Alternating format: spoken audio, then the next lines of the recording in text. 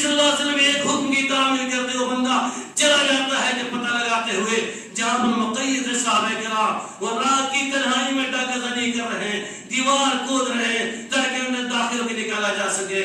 چنانچہ ایک ہفتے کا معاملہ تھا، وہ وہاں پر وہ نقب زنی کر رہے تھے، اسی طرف سے دوسری طرف سے ایک عورت بھاگتی ہوئی آ رہی ہے۔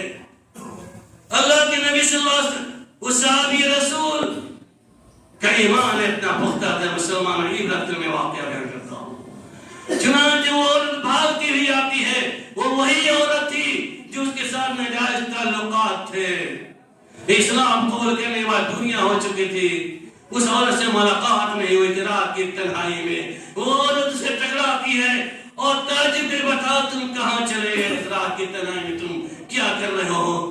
چنانچہ وہ عورت اپنے طرف سے مطالبہ کر کے ہاتھ بڑھا کے پکڑنے کے لیے، یہ صحابی رسول ایک وقت کی نماز کے ہدایت کرنے والے صحابی نے کہا یہ عورت تم پیچھے ہٹ جاؤ، وہ بولتی ہے ماجرا کیا ہے، ابھی کچھ دن ہمارے تمہارے تعلقات تھے، آج کون سی بات آ گئی، آج تم انکار کر رہے ہو؟ چنانچہ انہوں نے کہا کہ جس ہاتھ کو میرے نبی کریم صلی اللہ علیہ وسلم نے چوم لیا ہے، جس ہاتھ نے میرے نبی کے ہاتھ کو تھام لیا ہے، اب کسی غیر عورت کی ہاتھ کو تھامنا گوارا نہیں کر سکتا ہے، لہذا تم الگ ہو جاؤ، دور ہو جاؤ، بھاگ جاؤ۔ ذرا مسلمانوں معاذ نہ کرو، اس عورت نے ایک مرتبہ پرانے تعلقات کے باوجود بھی زناکاری کی دعوت دی اور مطالبہ کیا، لیکن ایک وقت کی نماز نے رسول کی ہاتھ اور بیعت کرنے نے اس طریقے سے دل کو پھیرا، اتنا احساس ہوا کہ میرا نہیں اور میرے ہاتھ کو نبی صلی اللہ علیہ وسلم کے ہاتھ نے تھاما ہوا ہے، اب کسی غیر عورتوں کے ہاتھ کو میں نہیں تھام سکتا۔ مسلمان ہم بھی نماز پڑھتے ہیں، آپ بھی نماز پڑھتے ہیں، بہت سارے پڑھتے ہی نہیں ہیں، بلکہ اکثریت نہیں پڑھتے ہیں۔ نماز کی شکل میں ہوگی، نماز محمدی نماز ہوگی، رسول کے طریقے پر نماز ہوگی، وہی نماز مقبول ہوگی۔ نہیں تو نماز کی بہت ساری قسمیں ہیں، بہت سارے طریقے ہیں، سارے طریقے ساری قسمیں ایک طرف باطل ہو جائے گی، وہی نماز مقبول ہوگی۔ موازنہ کیجئے، ایک وقت کی نماز نے اس ڈاکے لٹیرے کی زندگی کو ایسا پلٹا کہ اس آشنا عورت کے ہاتھ کو چومنے سے انکار کر دیا۔ ایمان ہو تو ایسا ہو، جذبہ ہو تو ایسا ہو، احساس ہو تو ایسا ہو کہ ہم نے محمد رسول اللہ صلی اللہ علیہ وسلم میں کلمہ پڑھا ہے، ہم نے اللہ کی وحدانیت کے اقرار کیا ہے، ہم نے رسول کی رسالت کے اقرار کر لیا ہے، تو ہم خالص بندے بن کر زندگی گزاریں۔ ہماری زندگی کے اندر یہ برائی نہیں آ سکتی ہے، اور یہ برائی اور یہ کب ہوگی؟ اب سائے کب پیدا ہوگی؟ جب احساس پیدا ہوگا۔ فکر آخرت کے لیے پہلے نمبر پہ احساس کا پیدا ہونا ضروری ہے۔ احساس ہم اندر لائیے، ہماری تخلیق کا مقصد کیا ہے، ہماری زندگی کیسے گزرنی چاہیے۔ اور فکر آخرت کے لیے دوسرا طریقہ، آپ اپنے موت کو یاد کیجیے، آخرت کی زندگی کو یاد کیجیے، موت کو یاد کیجیے۔ اپنے ہاتھوں سے کندھوں کو اٹھاتے ہیں، اپنے ہاتھ سے غسل دیتے ہیں، کندھوں کو اٹھا کر لے کے چلے جاتے ہیں اور اپنے بھائی کو دفن کر قبرستان میں داخل کرتے ہیں۔ اللہ کے نبی صلی اللہ علیہ وسلم نے زیارت کا حکم دیا تاکہ تمہیں موت یاد آئے گی، موت کی یاد کے لیے قبرستان جایا کرو، وہاں پر جیسے یاد کیا کرو موت کو، تمہیں موت یاد آئے گی، آخرت کی گھڑی یاد آئے گی، قبر کی گھڑی یاد آئے گی، تمہاری زندگی کے اندر تبدیلی آئے گی۔ چنانچہ صحابہ کرام کا عمل تھا، اللہ کے نبی صلی اللہ علیہ وسلم کا عمل بھی تھا۔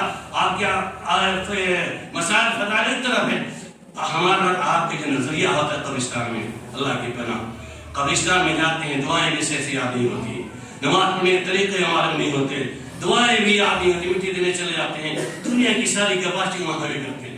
اللہ کے نبی عثمان غنی رضی اللہ تعالیٰ عنہ، جب اللہ کے عثمان غنی رضی اللہ تعالیٰ عنہ جب قبرستان میں جایا کرتے تھے، کسی قبر کے پاس بیٹھ کر اس قدر رویا کرتے تھے کہ آپ کی آنسوؤں کے جاری ہونے کی وجہ سے آپ کی پوری داڑھی تر ہو جایا کرتی تھی۔ چنانچہ صحابہ نے پوچھا ہے عثمان غنی، آپ تو متقی پرہیزگار آدمی ہیں، آپ اتنا کیوں روتے ہیں؟ کہا کہ اللہ کے نبی صلی اللہ علیہ وسلم نے فرمایا تھا کہ قبر جنت کی منزلوں میں سے ایک منزل ہے، جو جہنم کے گڑھوں میں سے ایک گڑھا ہے۔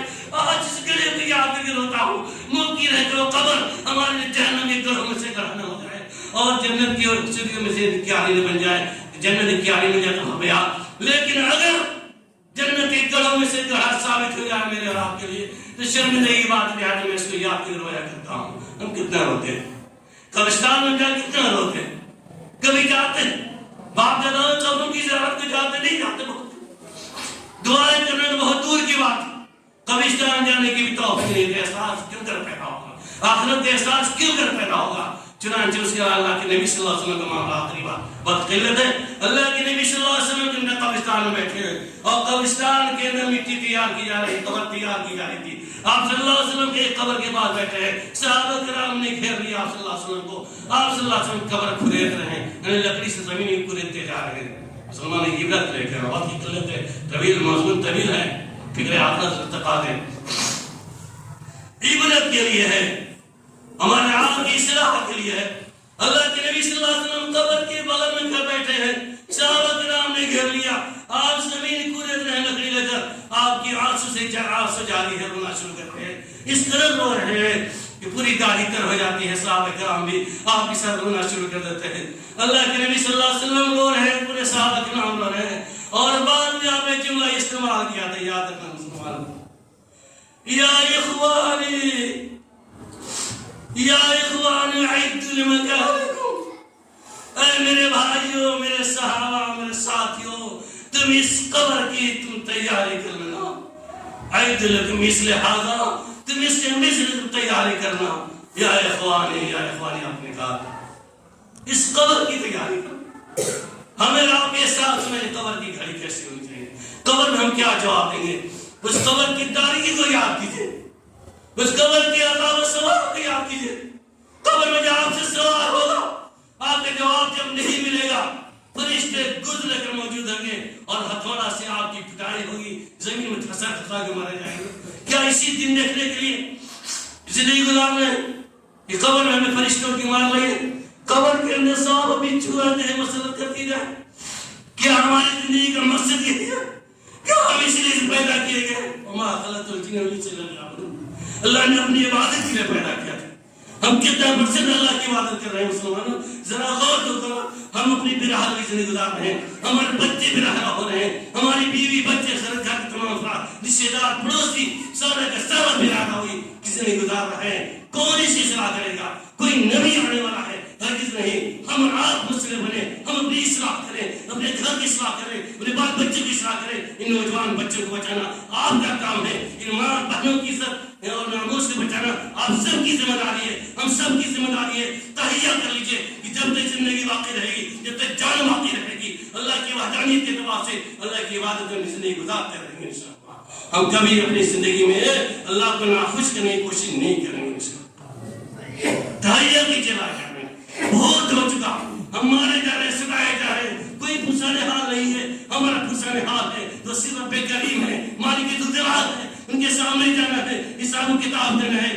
محشر میں تمام اعمال کو ہمارے پیش کی جائے گا. ومن يعمل مثقال ذرة خيرا يره ومن يعمل مثقال ذرة شرا يره. ہر ذرہ برابر کے حساب دینا ہوگا. اچھائی کا، برائی کا، نماز، جتنے معاملات ہیں، معاشیات ہیں، تمام چیزوں کا حساب دینا ہے. اس کے لیے اولین شرط ہے کہ ساتھ پیدا کیجیے، آخرت کی فکر پیدا کیجیے، اور اس کے لیے عبادت ہے. عبادت ہے جو ہماری زندگی کا مقصد ہے.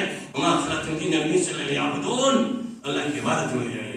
اللہ کے علاوہ کوئی آپ کو پسانے والا نہیں ہے، اللہ کے علاوہ آپ کوئی پوچھنے والا اور مدد کرنے والا نہیں ہے. اس لیے ضرورت اس بات کی ہے مسجدوں کا آباد کریں.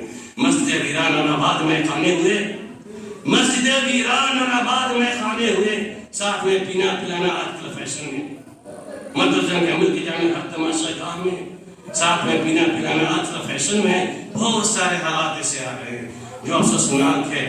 ہماری عبرت کے لیے کافی ہے، بہت ہی تفکر، تدبر. اللہ نے صلاحیت پیدا کی ہے، سوچیے سمجھیے کہ ہمیں کیسے زندگی گزارنی ہے. عبادات کے اندر، معاملات کے اندر، معاشیات کے اندر، ہر پیمانے پر صرف اور صرف رسول اکرم صلی اللہ علیہ وسلم کی اسوہ کو سامنے رکھ لیجیے. انشاءاللہ آپ کی دنیا بھی سمجھ جائے گی اور آخرت بھی سمجھ جائے گی انشاءاللہ. مزید بات کے باقی ہیں، کبھی موقع ملا انشاءاللہ دوبارہ اس ٹاپک کو بات کرنے کی کوشش کروں گا. اللہ کی توفیق سے میں نے آپ کے سامنے بیان کیا ہے، پیش کیا ہے. اس کا اللہ کے واسطے قبول کیجیے، مسجدوں کا آباد کیجیے، اپنے اندر برائی کو ختم کیجیے. بار اللہ ہم تمام سامعین سامعات کے دلوں میں، تمام حاضرین کے دلوں میں صحیح طور پر اپنی محبت اور رسول صلی اللہ علیہ وسلم کی محبت کو جاگرت کرے. ہمارے اللہ ہم تمام سماج کے رہنے والے مسلمانوں کو جب تک زندہ اسلام میں زندہ رکھ. ہمارے اللہ سماج کے جو ہمارے پریشانی حال مسلمان بھائی ہیں، خواہ کسی بھی خطہ کے اندر ہو، جو پریشانی حال ہے ان کی